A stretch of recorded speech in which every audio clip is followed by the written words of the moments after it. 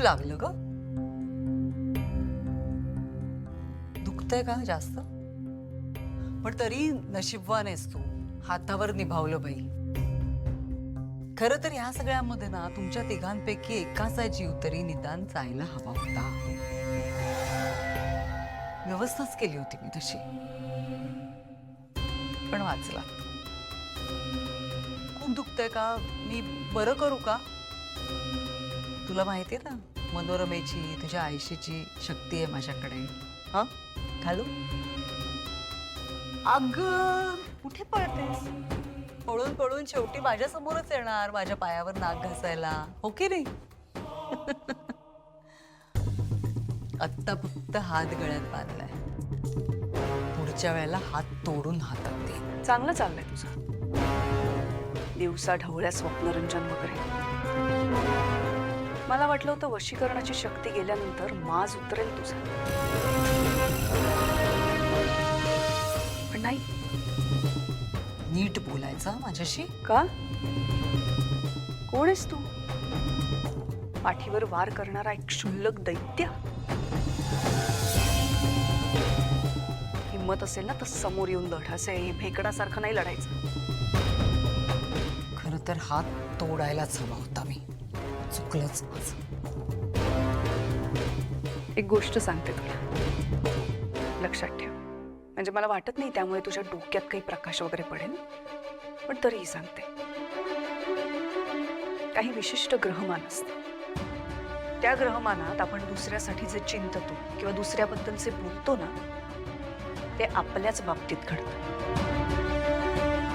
म्हणजे जसं आता तू हात तोडण्याबद्दल वगैरे बोललीस ना, ते तुझ्याच बरोबर घडेल ना. ते काळजी घे, जप तुझ्या हाताला, कारण गदग्रहण संपलंय आता.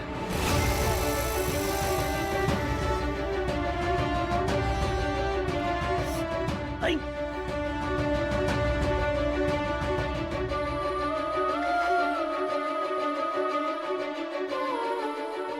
सोड. आई गो.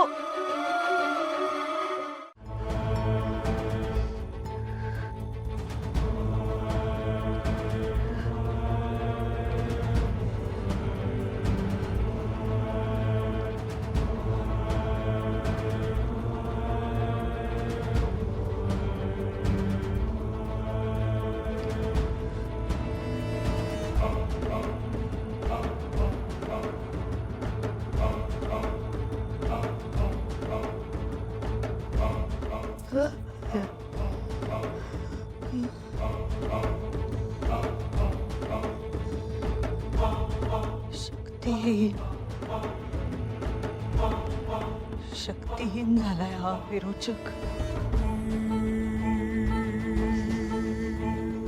शक्तिहीन असण्यापेक्षा अंत बरा.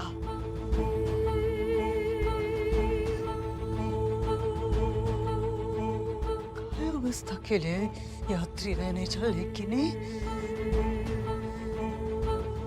विरोचकाचं रक्त काढलं.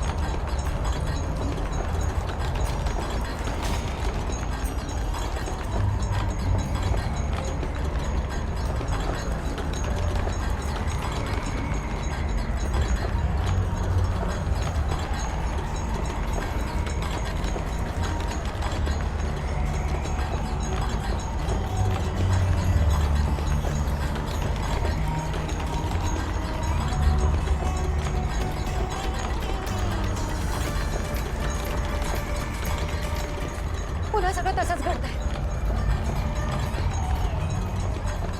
केतकी काकू, फल्गुनी ताई आणि तन्मयला पोरीच्या बाहेर काढायला हवं.